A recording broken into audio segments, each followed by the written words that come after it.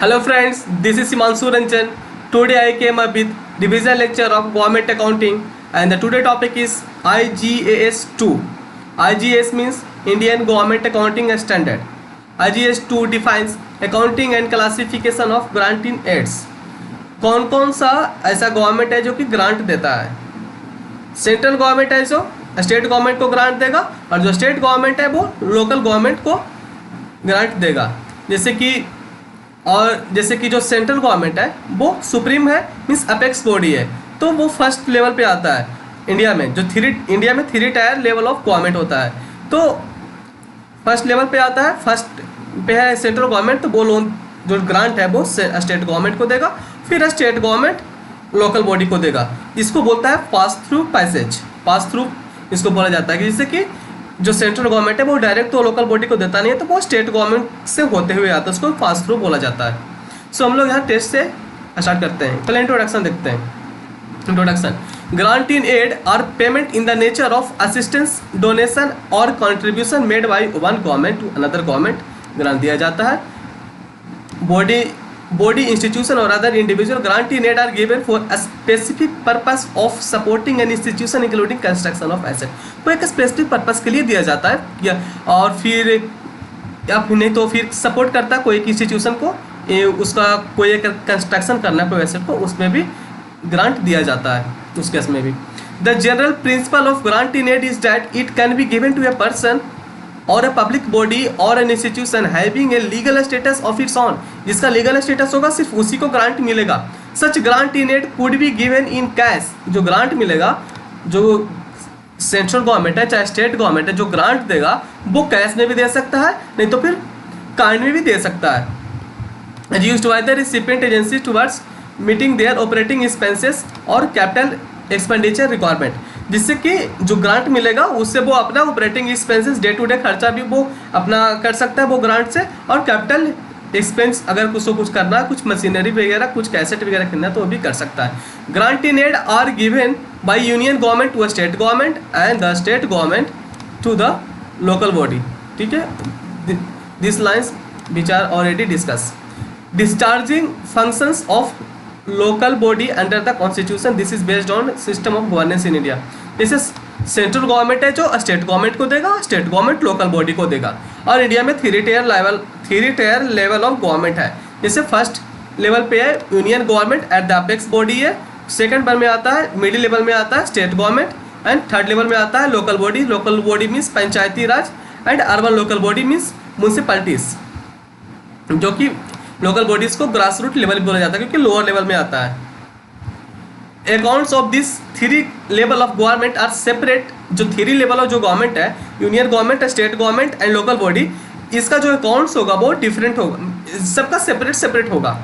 Accounts of this 3 level of government are separate and consequently the asset and liability of each level of government are recorded separately. Asset and liability को भी record किया जाएगा। Grant in aid released by the union government to the state government are paid out of the consolidated funds of India as per article 275 and 282 of the constitution। जो grant in add जो central government means union government जो state government को देगा वो जो consolidated funds of India उससे ही देगा। The union government release grant in aid to the state या union territory under the central plan scheme and the centrally sponsored scheme. Sometimes union government disbursed funds to the state government in nature of pass through. जैसे होता है कि जो central government होता है वो pass through central government जो है जो स्टेट गवर्नमेंट को देगा, और स्टेट गवर्नमेंट है जो कि लोकल बॉडी को देगा। Pass through of nature of grant that are passed on the local body. Central government state government को दिया, फिर स्टेट गवर्नमेंट लोकल बॉडी को देगा। तो वो एक्चुअली वो जो खर्च था, जो ग्रांट था, वो खर्च करने के लिए लोकल बॉडी को मिलने वाला था, बट डायरेक्ट तो सेंट्रल गवर्नमेंट दे नहीं सकता ना, इसलिए वो सेंट्रल गवर्नमेंट फर्स्ट पहली बार स्टेट को देगा, फिर स्टेट लोकल बॉडी को देगा। इसी को बोला जाता है pass through grant. Funds are also release directly by the union government to district rural development agency को दे सकता है, डायरेक्टली भी दे सकता है, and other specialized agency including special purpose vehicle को भी दे सकता है for carrying out rural development. और rural employment, rural housing and other welfare scheme, other capital works. 73rd and 74 constitution amendment, जो 73rd और 74th जो कॉन्स्टिट्यूशन अमेंडमेंट जो भारत में हुआ था, उसी समय था कि भारत में पंचायती राज सिस्टम आया, लोकल बॉडी सिस्टम आया। पहले भारत में कोई पंचायती राज और लोकल बॉडी का सिस्टम नहीं था। ये 73 या 74 जो कॉन्स्टिट्यूशनल अमेंडमेंट हुआ था उसी समय आया था पंचायती राज और लोकल बॉडी जो भी है, municipality. The state government are required to devolve funds, function and functionality upon them for discharging these functions. The extent of devolution of financial resources to the body determined by the State Finance Commission. Such funds received by the local body from the state government as grant are used for meeting their operating as well as capital expenditure requirement. The ownership of capital asset created, जैसे कि कोई भी local body है जो कि state government से जो receive करता है ग्रांट, तो उससे वो ऑपरेटिंग एक्सपेंसेस में डे टू डे खर्चा भी वो कर सकता है, नहीं तो फिर वो कैपिटल एक्सपेंडिचर भी कर सकता है, जिससे कि अगर कोई उसका मशीनरी कोई एसेट वगैरह खरीदना तो वो भी उससे परचेस कर सकता है।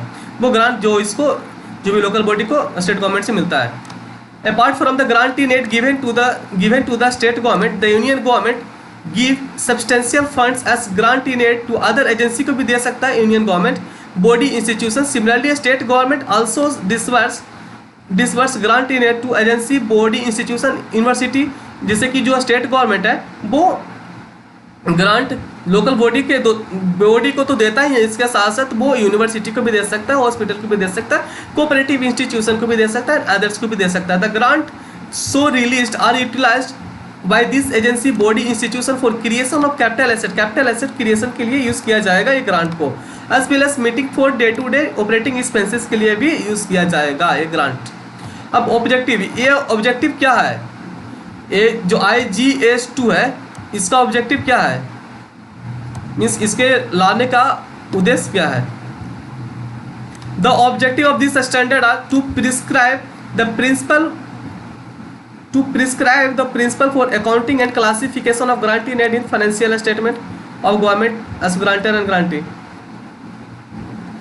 बोलता है कि to prescribe the principle for accounting, prescribe करता है principle accounting and classification of grant in aid in financial statement of government both as grantor and ग्रांटी।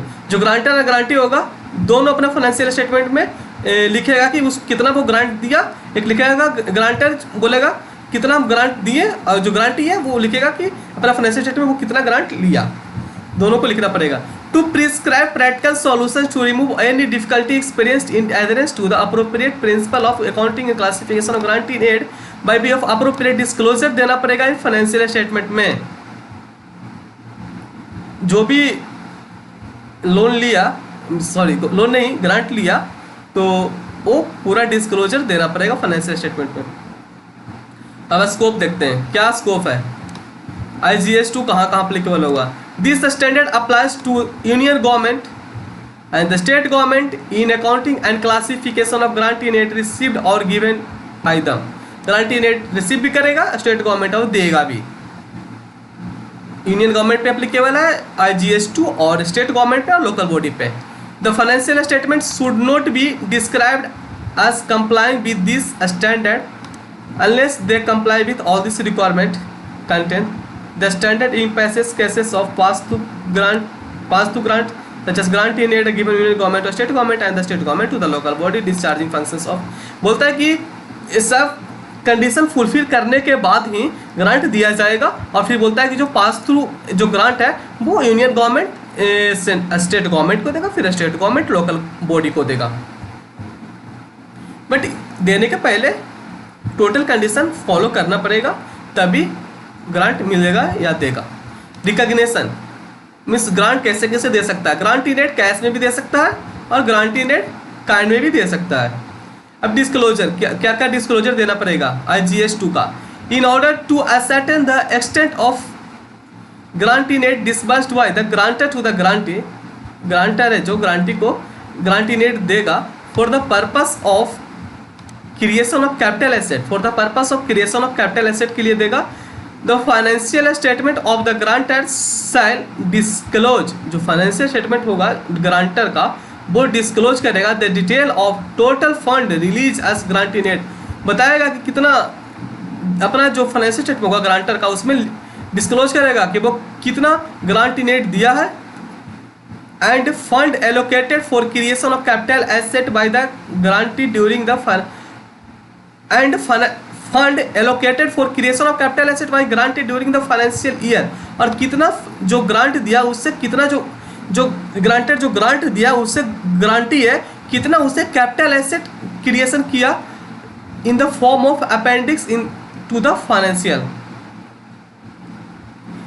This will enhance transparency, इससे होगा कि ट्रांसपेरेंसी होगा डिस्क्लोजर देने से, transparency and lead to improve disclosure of information in the financial statement of grantor. Such disclosure shall also enable the users of financial statement to assess the quantum of future capital formation activity to undertaken by different guarantee। जिससे कि disclosure देने से transparency होगा कि कितना grant union government state government को दिया और स्टेट गवर्नमेंट कितना अपना लोकल बॉडी को दिया। जो IGS2 है जैसे कि ट्रांसपेरेंसी रहेगा ना कि हाँ कि कितना पैसा खर्च हुआ है तो और कितना उसे कैपिटल क्रिएशन वगैरह हुआ है, तो सब डिस्क्लोजर में सब दिया रहेगा जिससे कि ट्रांसपेरेंसी होगा। अब इफेक्टिव डेट IGS2 कब से एप्लीकेबल हुआ इंडिया में? This Indian government accounting standard become effective for the financial statement covering period beginning from 1/4/2011। 1/4/2011 से इंडिया में IGS2 एप्लीकेबल हो गया, मीन्स इफेक्टिव हो गया। सो फ्रेंड्स IGS2 कंप्लीटेड। अगर क्वेश्चन इससे आता है तो सिंपल IGS2 आपको लिखने बोल सकता है, but this attempt from December 2020 attempt. अब तो एग्ज़ाम थोड़ा अलग ही लेवल पे चला गया है, अब तो एग्ज़ाम ऑनलाइन ही होगा। तो आपको ये भी दे सकता है कि जो स्टेट गवर्नमेंट है इसका MCQ भी आ सकता है कि जो यूनियन गवर्नमेंट है जो स्टेट गवर्नमेंट को देता है, फिर स्टेट गवर्नमेंट होता है जो लोकल बॉडी को देता है तो उसको क्या बोला जाता है, तो उसको पास थ्रू ग्रांट बोला जाता है। फिर जो ग्रांट होता है वो कितना जो ग्रांट होता है उसमें कौन किसको देता है, जैसे यूनियन गवर्नमेंट स्टेट गवर्नमेंट को देगा, फिर स्टेट गवर्नमेंट लोकल बॉडी को देगा। तो फिर ये भी पूछ सकता है कि 3 टायर गवर्नमेंट होता है इंडिया में, तो फर्स्ट टायर अपेक्स बॉडी कौन है, यूनियन गवर्नमेंट है, सेकंड में कौन है, मिडिल या सेकंड में कौन है, तो फिर स्टेट है। And lower level means lower level को क्या बोला जाता है, तो लोअर लेवल को ग्रास रूट लेवल बोला जाता है। जैसे लोअर लेवल जो गवर्नमेंट है ना, जैसे म्यूनसिपैलिटी और पंचायत, उसको ग्रास रूट लेवल बोला जाता है। और ये भी पूछ सकता है कि जो ग्रांट इन एड होता है वो कहाँ से दिया जाता है, वो कंसोलिडेटेड फंड्स ऑफ इंडिया से दिया जाता है। तो ये सब MCQ भी बन सकता है इससे। और नहीं तो एक तो सिंपल MCQ भी बन सकता है कि जो ग्रांट इन एड है, accounting classification of grant in aid है, वो कौन सा IGS में है, IGS2 में है, तो ये सब इसका MCQ भी बन सकता है। So friends IGS2 is completed. If you like my lecture then please like my videos. And मैं आपको ये भी बताना चाहता हूँ कि मैं SPM का टोटल वीडियो, जो SPM का जो 50 मार्क्स का जो पोर्शन है, 50 मार्क्स का जो भी चैप्टर है, 4 चैप्टर है ना SPM में, मैं टोटल लेक्चर में ऑलरेडी अपलोड कर चुका हूँ SPM का। और लॉ का भी ऑलरेडी मैं जो लॉ का जो कॉर्पोरेट गवर्नेंस है वो मेरा ऑलरेडी अपलोडेड है, SEBI ICDR अपलोडेड है। और जो लॉ का जो सेक्शन है CMA फाइनल का, जो डिविडेंड से अगर हम लोग स्टार्ट करते हैं, डिविडेंड क्या हम लोग निधि कंपनी प्रोड्यूसर कंपनी से स्टार्टिंग अगर हम लोग देखते हैं from the first introduction of company act, वहाँ से ही हम टोटल वीडियो अपलोड कर चुके हैं। बट वो मेरा वीडियो बहुत सारा जो अपलोडेड है फ्रॉम सेक्शन जो स्टार्टिंग है कंपनी एक्ट का, इनकॉर्पोरेशन ऑफ ए कंपनी या कैरेक्टरिस्टिक्स ऑफ ए कंपनी या कॉर्पोरेट व्हील, ये सब, और फिर डिविडेंड का तो अपलोडेड है सब ये सब। फिर बुक्स ऑफ अकाउंट्स से रिलेटेड, जैसे कि अकाउंट्स ऑफ ए कंपनी है ना सेक्शन, वो सब। फिर ऑडिट से रिलेटेड सेक्शन 139 से लेकर के 148 तक, और अकाउंट्स है तो 128 से लेकर के 138 तक, वो मैं ऑलरेडी अपलोड कर चुका हूँ। वो सब CMA फाइनल का मैथ से ही किया हुआ है। बट मैं जब अपलोड किया था तो उसको CA इंटर करके कवर अप पेज में लगाया, बट वो CMA फाइनल का ही है। अगर आप CMA फाइनल में तो वो आपके लिए एप्लीकेबल है, वो मेरा आप प्लेलिस्ट से जाके चेक करें, वो CA इंटर लिखा हुआ है कवर पेज पे, बट वो CMA फाइनल का ही है। जितना भी लोकल डिवीजन लेक्चर है सेक्शन 128 से लेकर के सेक्शन 148 तक तो सेपरेट अपलोड किया हुआ है। एक सेक्शन का एक वीडियो बनाया गया वहाँ पे, आप इजीली कवर अप कर सकते हैं। और डिविडेंड का एक अलग सा पोर्शन मैं अपलोड कर चुका हूँ, डिविडेंड का एक अलग से एक वीडियो अपलोडेड है, निधि कंपनी का एक अलग से वीडियो अपलोडेड है। निधि कंपनी देखिएगा आपको मज़ा आ जाएगा। आपको कुछ भी पढ़ने की जरूरत नहीं है, प्रोड्यूसर कंपनी देखिए मैं ऑलरेडी अपलोड कर चुका हूँ। So friends, IGS 2 is completed। If you like my lecture then please like my videos and share with your friends, and most important, please subscribe my channel. Thank you.